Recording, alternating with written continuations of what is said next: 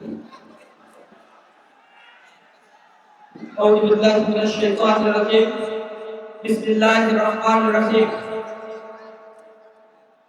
মানবতার মুক্তির আন্দোলন বাংলাদেশ জামাত ইসলামীর যশোর জেলা শাখার উদ্যোগে আয়োজিত আজকের এই সুবিশাল নির্বাচনী সমাবেশে প্রধান অতিথি হিসেবে আমাদের মাঝে উপস্থিত হয়েছেন বিশ্ব ইসলামী আন্দোলনের অন্যতম প্রাণপুরুষ বাংলাদেশ জামাত ইসলামীর সংগ্রামী আমির ডক্টর শফিকুর রহমান সহ বাংলাদেশ জামাত ইসলামীর অন্যান্য নেতৃবৃন্দ, উপস্থিত জাতির জাগ্রত বিবেক সাংবাদিক বন্ধুগণ, আইন শৃঙ্খলার দায়িত্বে নিয়োজিত সদস্যবৃন্দ, প্রিয় যশোরবাসী, আসসালামু আলাইকুম ওয়া রাহমাতুল্লাহি ওয়া বারাকাতুহু।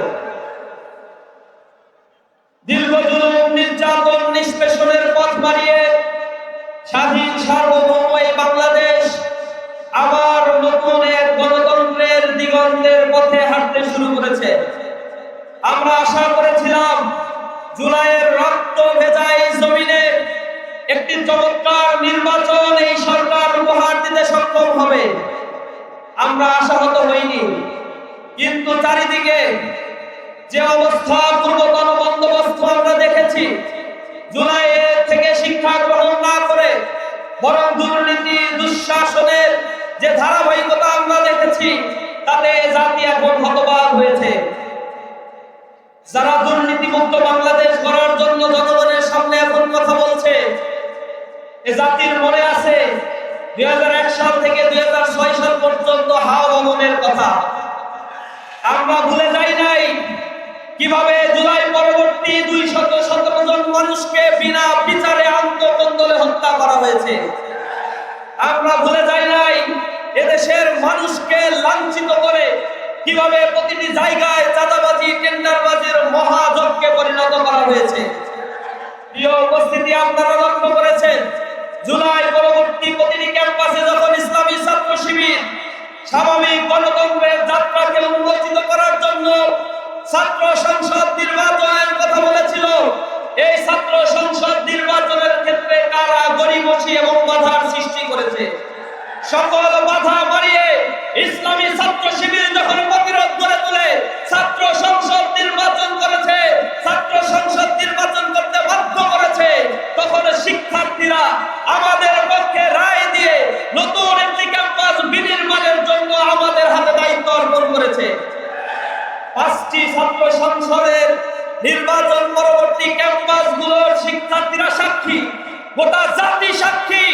ইসলামী ছাত্র শিবির দায়িত্ব গ্রহণ করার পরে ক্যাম্পাসে কিভাবে সেখানে একাডেমিক সুষ্ঠু পরিবেশ নিশ্চিত করেছে, জবাবদিহিতা নিশ্চিত করেছে।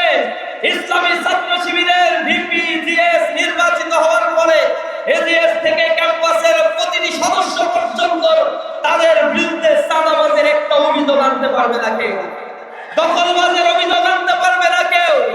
কখনোই বল প্রয়োগ করে অন্যের উপরে ইসলামী ছাত্র শিবিরে একজন নেতা কর্মী কোন কার্যক্রম পরিচালনা করেছে তার প্রমাণ তারা দিতে পারবে না।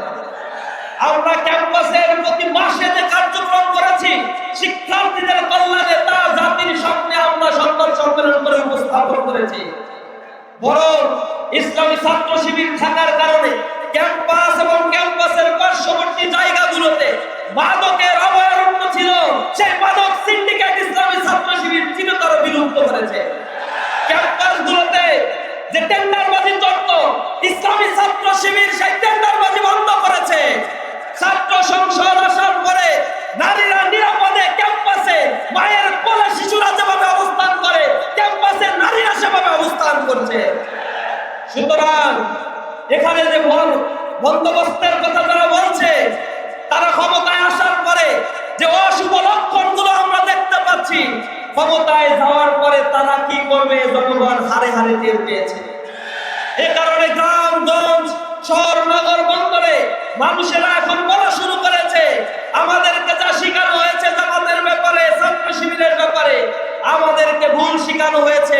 মুক্তিযুদ্ধের চেতনার কথা বলে জাতির মধ্যে বিভাজন তৈরি করে রেখেছে তোমরা, এ ট্রাঙ্কাটা এখন আর চলবে না ইনশাআল্লাহ। মানুষ জেগে উঠেছে, মানুষ এখন দাঁড়িপাল্লার পক্ষে, ইনসাফের পক্ষে কথা বলছে। যখন সাধারণ মানুষ দাঁড়িপাল্লার পক্ষে গণজোয়ার তৈরি করেছে, ঠেকাতে না পেরে এখন বলছে ঘরে ঘরে যে মহিলারা জামাতের পক্ষে ভোট চাইতে আসে তাদেরকে বেঁধে রাখবেন, 999 কল দিবে। মাথা খারাপ হয়ে গেছে। কেন 999 কল দিবে? দাঁড়িপাল্লার পক্ষে ভোট চাইতে পারবো না, দাঁড়িপাল্লার পক্ষে যদি ভোট দাও তাহলে কেন্দ্রে তোমরা যেতে পারবে না। সর্বশেষ এই কথা শুনেছিলেন কাদের মুখে? ফ্যাসিবাদ এই কথা বলছিল না? 17 বছর ভোট দিতে দিছে। আমি ভোট দিতে পারি নাই 17 বছর, আপনারা পারছেন? ভোটাধিকার পাইনি। আমার ভোটাধিকার হরণ করতে যারা চায়, জুলাইয়ের কথা স্মরণ করো। দিল্লিতে যারা পালিয়েছে, তোমাদের পালানোর বন্দোবস্ত তোমরা করো। ভোট ডাকাতদের আর এই বাংলাদেশে স্থান দেওয়া হবে না। তরুণ সমাজ জেগে উঠেছে, নব দিগন্তের উন্মোচন করেই আমরা ঘরে ফিরবো ইনশাআল্লাহ। গাজিছে দামামা, বাদরে আমামা, শির উঁচু করে মুসলমান, চাওয়াত শেষে নয়া জামানা, ভাঙা কেল্লায় নিশা।